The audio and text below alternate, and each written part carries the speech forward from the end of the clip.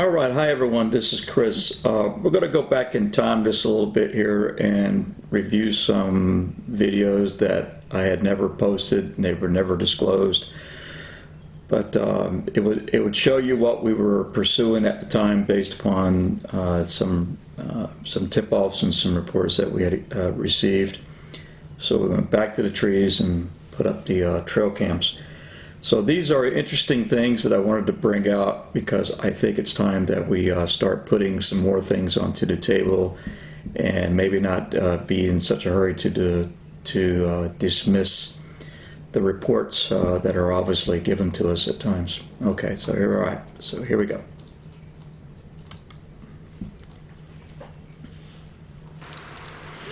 Chris is back up in the tree. So here we are. Another tree, another camera.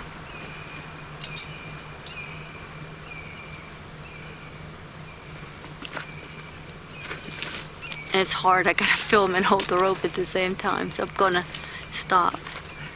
There we go. Oh great, now you can stand up in it. That's awesome.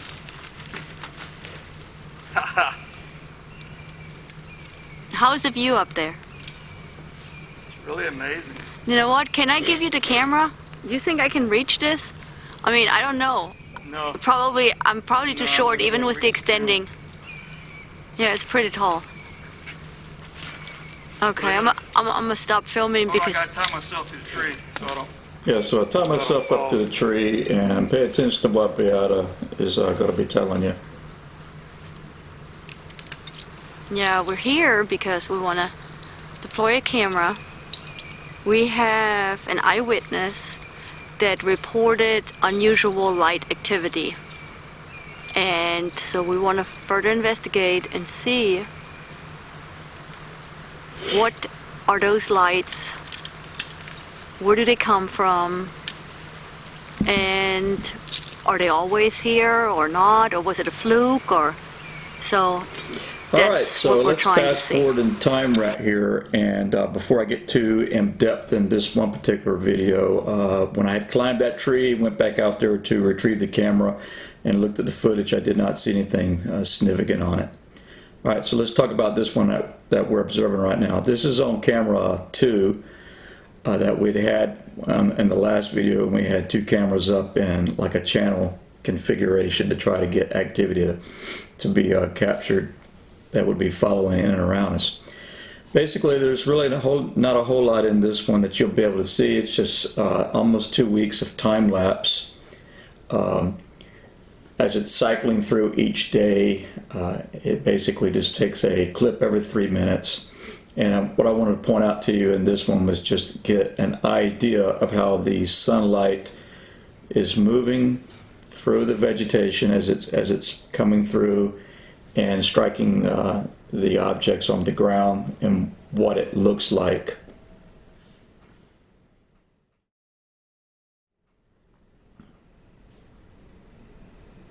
Okay, so as you can see, it's going around. There is subtle movement, and all of the 2,000 and like 400 clips that it took, there wasn't really anything significant on there. There will be something I'll talk about. It did catch a picture of one deer by that log, but he was very obvious. You could tell that it was a deer. So we're going to go ahead and show you a different viewpoint on it and transition into something else that I need to maybe give you a different perspective of here. And in the upcoming clip, you'll see that it's basically been brightened, and you'll be able to see the light show a little bit differently here because it's basically overexposed. But I want you to pay attention to what the palm fronds look like as the light is striking it. Okay, so the next clip is I want you to go ahead and think back what happened to me. So here I am panning like this as I turn around, and it caught my eye, and it looked like a signal, like someone would be having a signal mirror, right? Bigger, probably about like this big around, right? like a signal mirror that was blurry, not well defined like a signal mirror. You see what I'm saying? More blurry, and it went from left and it pulled like that. Yeah, so So it there went was a from left to movement. right. And that's how it went. And so I'm going to show you two clips right here. One, the regular one the exposed, and these are slow motions. There it is right there. We're going to talk about that one briefly. And this is what I would normally go ahead and discount this particular object, except for this is strikingly similar to what I had observed that was behind me in the tree, just like that. And this is the overexposure right here. Notice the brightness right here. That looks strikingly similar to the palm fronds on the far right corner, how the light is striking everything. It's not to say that it's not something that's just typical, normal, flying through the air or like a raindrop or anything like that at all. So I could not get it to replicate. I know that feeling. So picture like a big signal mirror, maybe 10 yards away or so, about this big around, fuzzy, blurry, fuzzy, and just moving like that. And then it just whoop, it's gone. Gone. yep. So And I couldn't have seen it because I was down in the thick of things. So basically, this is teaching me not to take things and just dismiss them. So let's go back to December 2017. I And thought, okay, maybe because it's this time of year, the oranges would be better, but they're yeah, so as we know, Beata's tasting the oranges out there, and they're very sour. So we go back to 2017, December, and we're going to go back to when we hung the camera up. Now, I didn't disclose anything in what the camera had captured because I honestly didn't think there was really anything to it. And this is the part where I'm up in the tree, and it gives you an angle shot of what it looked like from the camera's viewpoint. Look at the view up here. Pretty awesome. All right, so here's the still shot of what the camera probably is looking at the particular angle. And we're going to pay attention to those orange trees right there in the background. All right, and this is the part of the clip that never was released at the still photos that came. And, you know, I took it away because I said, hey, you know, there was something in there. I saw it move in there, but it looked to me like it was just an orange falling out of the tree, and that's the reason why I dismissed it. All right, so it's overexposed just a little bit right here to brighten it up. So still shot, and there's the ring around it, and that's the object that we're going to talk about. Like I said, I thought it was just a typical orange, and I was like, okay, no big deal. It's just maybe an orange falling out of the tree, and then it's gone again. So we need to examine this a little bit more carefully here. Okay, we go into a shot of the current orange that you're seeing hanging in the tree.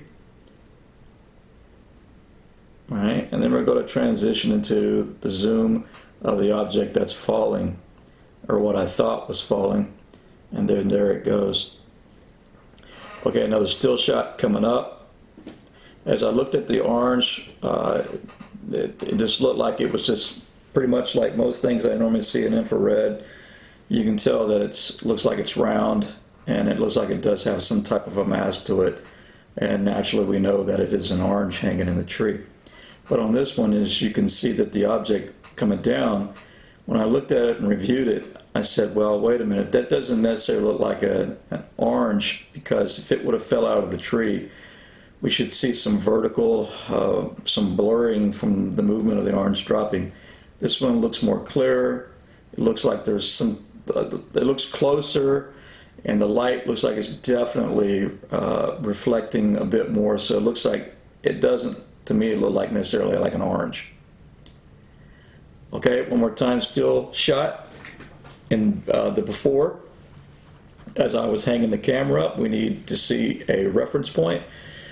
Inside the red circle, you'll see where the branch meets the tree trunk, and that will give you a reference point in the photos that are going to be coming up. So we need to identify and this is the after shot, and give you the reference point and make sure we're aligned correctly. So we need to rule out and do our homework, and make sure that that object that we're looking at, and check it out and make sure that it's probably could it be an orange or not. So we need to do the work involved.